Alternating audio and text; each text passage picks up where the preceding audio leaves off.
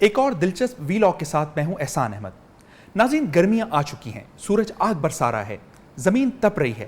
ایسے میں اگر راحت کا کچھ سامان ہے تو وہ ہے آم کا پھل، جو منڈیوں سے بازاروں میں دھڑا دھڑ آ رہا ہے اور گھروں میں تھیلے بھر بھر کے لے جایا جا رہا ہے۔ پھل فروٹ کی دکانوں پر آم کے آنے کے بعد باقی تمام پھل خود ہی بیک فٹ پر چلے جاتے ہیں۔ کم ہی لوگ ہوں گے جو آم کی موجودگی میں مجبوری کے علاوہ کسی دوسرے پھل کو لفٹ کرائیں۔ ایک اندازے کے مطابق پوری دنیا میں آموں کی 1500 سے زائد اقسام ہیں، جن میں 1000 قسمیں جنوبی ایشیا میں تیار ہوئی ہیں۔ آم غالباً وہ واحد پھل ہے جس سے کچی اور پکی حالت میں بے شمار ڈشز تیار کی جاتی ہیں، جیسے ہمارے یہاں پاکستان میں یہ چٹنی، اچار، مربے، مینگو شیک، آئس کریم، مٹھائی، آم کے پاپڑ، یہاں تک کہ سالن کے طور پر بھی روٹی کے ساتھ کھایا جاتا ہے۔ سالن سے آپ یقیناً چونکے ہوں گے، لیکن یہ حقیقت ہے۔ آم کا گودا نکالیں، اس میں ہلکا سا نمک، پیاز اور لال مرچ شامل کریں اور لیجئے آم کا سالن تیار ہے۔ ستم ظریفی ہے کہ پاکستان اور پوری دنیا میں پھلوں کے بادشاہ کے نام سے معروف اس پھل آم کا دیسی زبان میں مطلب ہی آم ہوتا ہے۔ سنسکرت ادب میں یہ آمر کے نام سے مذکور ہے اور 4000 سال سے موجود ہے۔ بعض جگہوں پر لکھا ہے کہ انگریزی میں لفظ مینگو دراصل تمل کے لفظ منگائی سے آیا۔ پرتگالیوں نے تمل سے لے کر اس لفظ کو منگا کر دیا، جہاں سے انگریزی کا لفظ مینگو بنا۔ صوفی شاعر امیر خسرو نے فارسی شاعری میں آم کی خوب تعریف کی ہے اور اسے فخر گلشن کہا ہے۔ آم تمام مغل بادشاہوں کا پسندیدہ پھل تھا۔ اس فصل کو فروغ دینے میں ان کی خاصی کوششیں شامل تھیں اور بھارت کی زیادہ تر تیار قلمی قسموں کا سہرا بھی انہی کے سر جاتا ہے۔ آخری مغل بادشاہ بہادر شاہ ظفر کے عہد میں بھی لال قلعے میں آم کا ایک بڑا باغ تھا جس کا نام تھا حیات بخش۔ عظیم اردو شاعر غالب کی آم سے رغبت سے کون واقف نہیں۔ آم کے بارے میں مرزا غالب اور ان کے ایک دوست کا واقعہ بہت مشہور ہے۔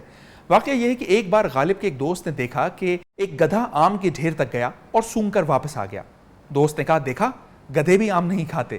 تو غالب کا جواب تھا، جی گدھے ہیں جو آم نہیں کھاتے۔ آموں کی کھلائی کے سلسلے میں مرزا غالب خوشخور تھے، اس لیے انہوں نے اپنے ایک دوست کو خط میں لکھا کہ آم ہوں اور بہت ہوں۔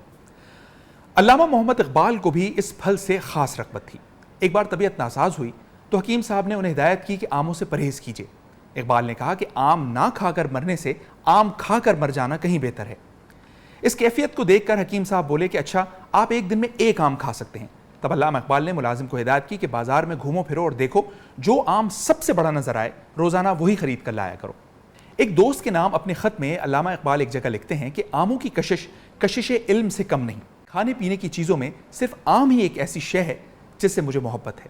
اکبر الہ آبادی نے مجھے لنگڑا آم بھیجا تھا، میں نے پارسل کی رسید اس طرح سے لکھی، اثر یہ تیرے اعجاز مسیحائی کا ہے اکبر، الہ آباد سے لنگڑا چلا لاہور تک آیا۔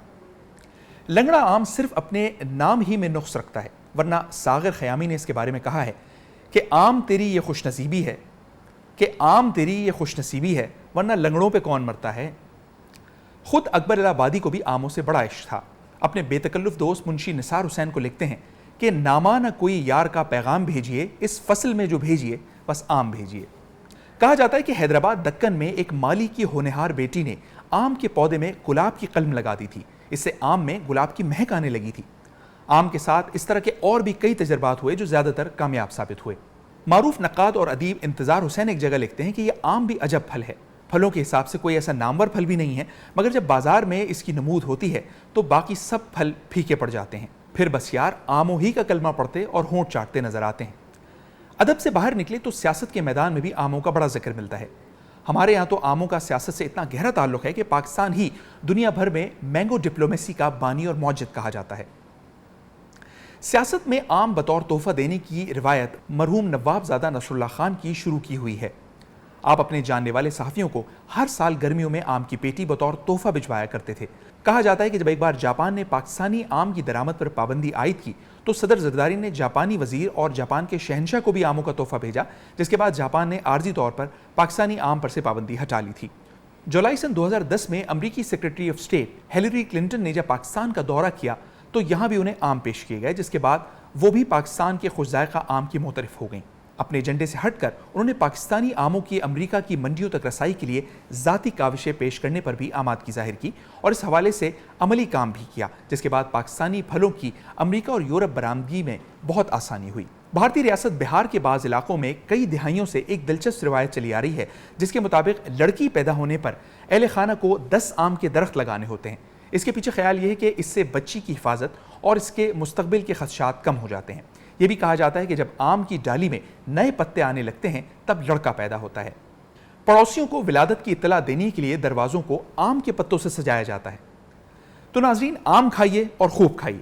دنیا کے کئی ملکوں کے لوگ تازہ میٹھے آم کی حسرت ہی لیے رہ جاتے ہیں، لیکن یہاں یہ ڈرموں اور بڑے بڑے برتنوں میں برف کے ڈلوں کے ساتھ بھگویا اور پیٹ کے بجائے گھڑی دیکھ کر کھایا جاتا ہے۔ آم کھاتے ہوئے یہ بھی ہرگز نہ سوچئے کہ اس کے گودے سے آپ کا حلیہ خراب ہو سکتا ہے۔ بقول مشتاق احمد یوسفی، آم کھانے کے لیے 2 چیزیں ہونی چاہیے، آم اور غسل خانہ۔ امید ہے کہ آپ کو یہ ویڈیو پسند آئی ہوگی۔ ہمارے ساتھ جڑے رہیے اور ایسی مزید دلچسپ ویڈیو دیکھنے کے لیے ہمارے چینل کو سبسکرائب کرنا اور بیل آئیکن کو دبانا نہ بھولیے۔ جلد ملتے ہیں اگلی ویڈیو کے ساتھ۔